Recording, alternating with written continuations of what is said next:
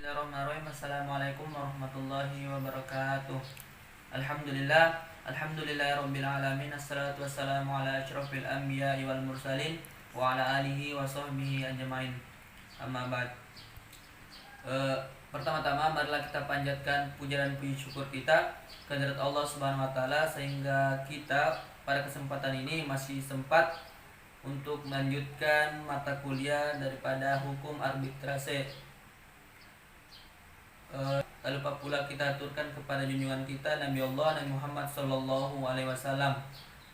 Baiklah, untuk mempersingkat waktu, kami di sini dari kelompok 2 akan membahas materi mengenai tentang sengketa, proses penyelesaian sengketa atau konflik pada umumnya, atau litigasi dan non litigasi. Baiklah, sebelum kita lanjut ke materi, sebelumnya kita akan memperkenalkan diri dari masing-masing kelompok. Baiklah, sebelum kita masuk kepada materi, terlebih dahulu kami akan memperkenalkan diri dari masing-masing anggota kelompok. Yang pertama, perkenalkan, nama saya Hasrul Hasani, NIM 190 2010 2020. Perkenalkan, nama saya Anissa Sintianingsi, NIM 1902 01 02 025. Perkenalkan, nama saya Asep Aryono, NIM 190 2010 2023. Baiklah, saya akan memaparkan materi kami. Itu yang pertama adalah A. Pengaturan hukum mengenai penyelesaian sengketa secara umum. Uraian sebelumnya secara jelas menunjukkan adanya untuk penyelesaian sengketa menurut hukum Indonesia atas dua. Pertama ialah penyelesaian sengketa melalui pengadilan, dan kedua penyelesaian sengketa di luar pengadilan. Kedua bentuk sengketa melalui pengadilan dan penyelesaian sengketa di luar pengadilan ialah sama-sama ditunjukkan untuk menyelesaikan persengketaan secara hukum. Hal ini berarti ketika timbul persengketaan atau perselisihan, hanya penyelesaiannya secara hukum yang digunakan, bukan penyelesaian secara kekerasan atau cara lainnya yang justru melawan hukum. Terdapat perbedaan mendasar antara bentuk penyelesaian sengketa melalui pengadilan dan penyelesaian sengketa di luar pengadilan.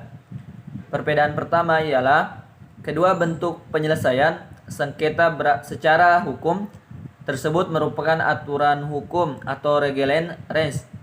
Yang berbeda ialah tidak semua aturan hukum berisikan hukum sanksi (santi res). Kedua, penyelesaian sengketa melalui pengadilan memiliki sanksi hukum yang bersifat otonom, sedangkan penyelesaian sengketa di luar pengadilan sanksinya bersifat heteronom. Dikatakan bersifat otonom oleh karena upaya paksa jika putusan pengadilan tidak dilaksanakan oleh para pihak ada pada lembaga peradilan umum, antara lainnya melalui aparat penegak hukum, lembaga pemasyarakatan, dan lain-lainnya. Penyelesaian sengketa di luar pengendalian pengadilan bersifat heteronom dalam penegakan hukumnya. Oleh karena putusan arbitrase maupun putusan alternatif, penyelesaian sengketa membutuhkan penguatannya lebih lanjut melalui lembaga peradilan. Ada pihak lain yang turut menguatkan kekuatan hukum memaksa dari putusan arbitrase dan alternatif penyelesaian sengketa. Pembahasan ini lebih dititik beratkan pada penyelesaian sengketa di luar pengadilan yang secara garis besar dibedakan atas dua, yakni yang pertama penyelesaian sengketa secara arbitrase, dan kedua penyelesaian sengketa secara alternatif. Penyelesaian sengketa yang masing-masing dibahas lebih lanjut sebagai berikut. Yang pertama yaitu arbitrase. Arbitrase merupakan suatu pengadilan swasta yang sering juga disebut dengan pengadilan wasit, sehingga para arbiter dalam peradilan arbitrase berfungsi layaknya seorang wasit. Seumpama wasit dalam pertandingan bola kaki. Pendapat Munir Fuadi yang menyebutkan arbitrase sebagai pengadilan swasta dan berfungsinya arbiter layaknya sebagai seorang wasit dalam pertandingan sepak bola di atas sekilas tampak benar, tetapi tidak tepat. Benar oleh karena peradilan yang dikenal dalam sistem peradilan di Indonesia dikategorikan sebagai peradilan negara. Undang-Undang Nomor 48 Tahun 2009 tentang Kekuasaan Kehakiman menentukan bahwa peradilan negara menerapkan dana menegakkan hukum dan keadilan berdasarkan Pancasila pasal 2 ayat 2. Kemudian ditentukan bahwa semua peradilan di seluruh wilayah negara Republik Indonesia adalah peradilan negara yang diatur dengan undang-undang pasal 2 ayat 3. Hal itu berarti kedudukan arbitrase sebagai peradilan swasta benar oleh karena tidak termasuk sebagai bagian dari peradilan negara. Lanjutnya yang kedua yaitu konsultasi. Istilah konsultasi ini menurut Henry Campbell Black diartikan sebagai berikut. Itu menjelaskan arti konsultasi sebagai berikut: permohonan nasihat atau pendapat untuk menyelesaikan suatu sengketa secara kekeluargaan yang dilakukan oleh para pihak yang bersengketa kepada pihak ketiga. Selanjutnya yang ketiga yaitu negosiasi. Istilah negosiasi dalam terminologi bahasa Inggris disebut dengan negotiation. Marwan dan Jimmy mengartikan negosiasi sebagai proses tawar-menawar dengan jalan berunding antara para pihak yang bersengketa untuk mencapai kesepakatan bersama.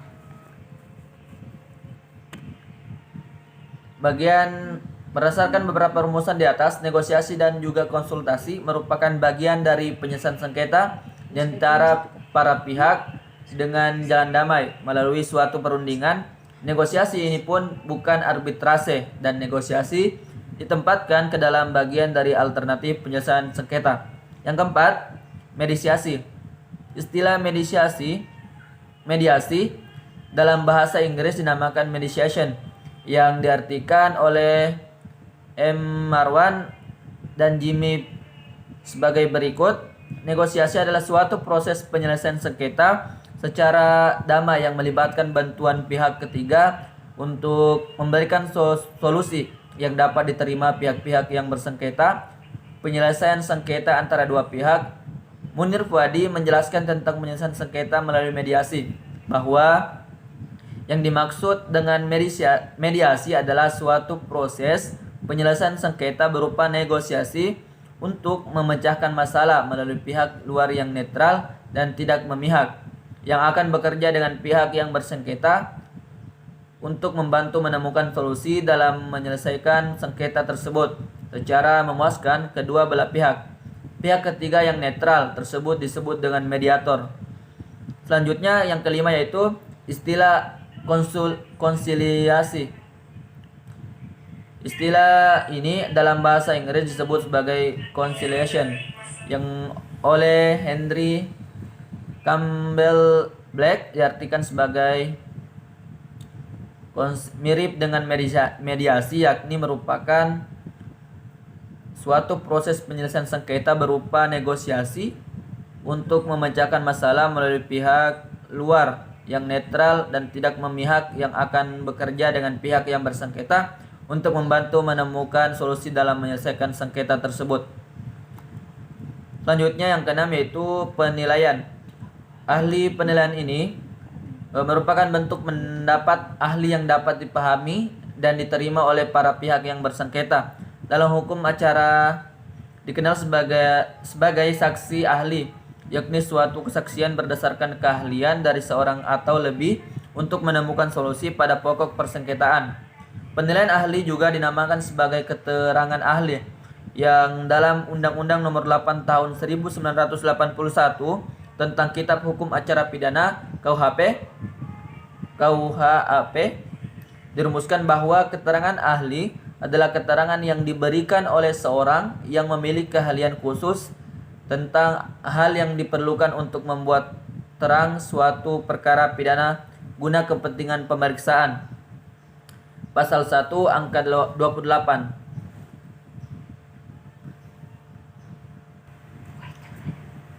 Baiklah, demikian dari saya. Saya serahkan kembali untuk melanjutkan materi yakni Saudari Anissa Sentianingsih. Terima kasih.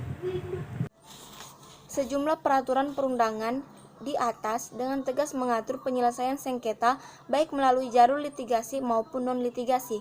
Akan tetapi, pada dasarnya dalam setiap hak-hak keperdataan menyangkut hak dan kewajiban yang timbul dari suatu hubungan hukum, masih ada landasan atau dasar hukumnya yang menjamin dan mengatur pemenuhan hak dan kewajiban manakala terjadi sengketa, yakni dalam hukum perdata dikenal asas konsensual pada pasal 1338 KUH Perdata, bahwa semua persetujuan yang dibuat secara sah dan berlaku sebagai undang-undang bagi mereka yang membuatnya.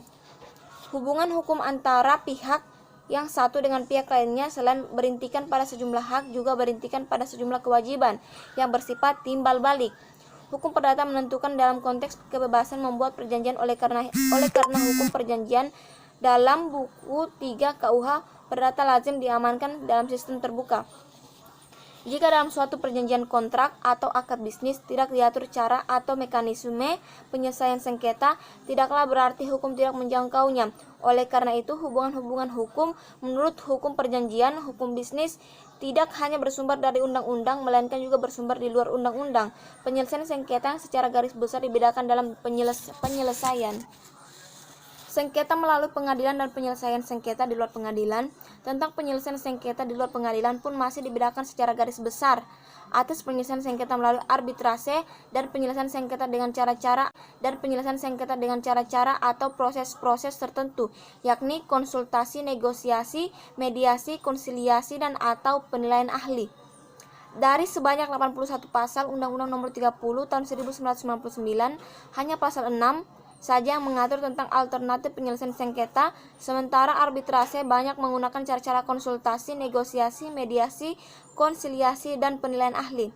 Pembahasan menarik dan penting mengenai bentuk putusan mediasi ialah dalam sistem hukum Indonesia dikenal mediasi melalui pengadilan dan mediasi di luar pengadilan, yang masing-masing dibahas sebagai berikut. A. Bahwa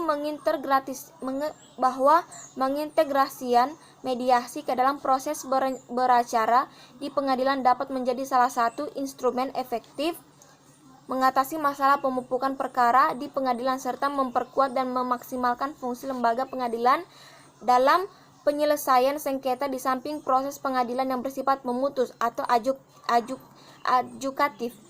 B.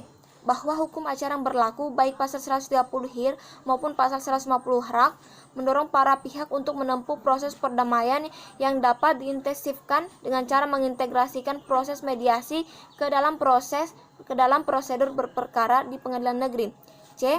Bahwa sambil menunggu peraturan perundang-undangan dan memperhatikan wewenang Mahkamah Agung dalam mengatur acara pengadilan yang belum cukup diatur oleh peraturan perundang-undangan, maka demi kepastian, ketertiban, dan kelancaran dalam proses pendamaian para pihak untuk penyelesaian sengketa perdata dipandang perlu menetapkan suatu peraturan Mahkamah Agung.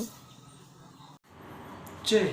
Bentuk penyelesaian secara litigasi dan non-litigasi. Litigasi adalah persiapan dan presentasi kasus, termasuk juga memberikan informasi secara menyeluruh sebagaimana proses dan kerjasama untuk mengidentifikasi permasalahan dan menghindari permasalahan yang tak terduga. Sedangkan jalur litigasi ialah penyelesaian masalah hukum melalui jalur pengadilan.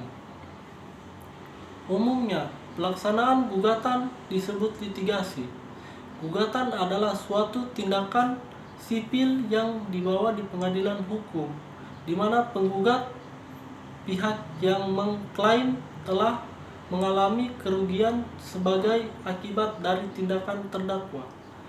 Jika penggugat berhasil, penilaian akan diberikan dalam mendukung penggugat, dan berbagai perintah pengadilan mungkin dikeluarkan untuk menegakkan hak, kerusakan, penghargaan, atau memberlakukan perintah secara atau permanen untuk mencegah memaksa tindakan orang yang memiliki kecenderungan untuk litigasi daripada mencari solusi yudisial yang disebut sadar hukum. Sementara itu,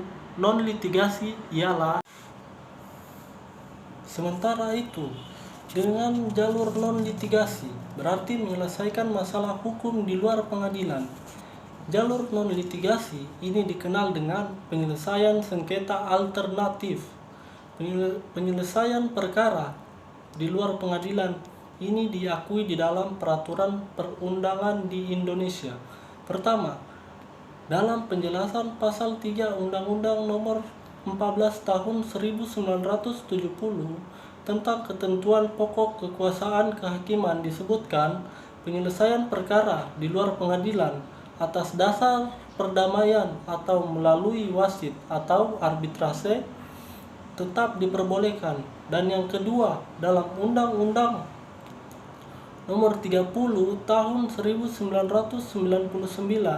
tentang arbitrase dan alternatif penyelesaian sengketa pasal 11 angka 10 dinyatakan alternatif penyelesaian perkara atau alternatif dispute resolution adalah lembaga penyelesaian sengketa atau beda pendapat melalui prosedur yang disepakati para pihak, yakni penyelesaian di luar pengadilan dengan cara konsultasi, negosiasi, mediasi, atau penilaian para ahli. Adapun kesimpulan dari materi kami, yakni yang pertama, bentuk penyelesaian sengketa menurut hukum terdiri atas penyelesaian sengketa melalui pengadilan atau legitasi dan penyelesaian sengketa di luar pengadilan atau non legitasi. Sedangkan penyelesaian sengketa di luar pengadilan dibagi atas dua bagian, yaitu melalui arbitrase dan melalui alternatif. Penyelesaian sengketa yang meliputi cara-cara konsultasi, negosiasi, mediasi, konsolidasi, dan penilaian ahli. Yang kedua, mediasi adalah cara bermusyawarah dan bermufakat untuk mencapai kesepakatan bagi para pihak bersengketa melalui perantara seorang selaku mediator. Jika kata sepakat dicapai, maka dibutuhkan penguatan dalam bentuk akta perdamaian sebagai putusan mediasi yang didaftarkan dan dikuatkan oleh pengadilan negeri. Kesepakatan melalui mediasi dengan sendirinya persengketaan selesai atau berakhir. Mungkin hanya itu pemaparan materi dari kelompok kami. Lebih dan kurangnya mohon dimaafkan. Jika ada ingin ditanyakan, kami persilahkan. Kami akhiri dengan ucapan wabillahi taufiq wal hidayah. Assalamualaikum warahmatullahi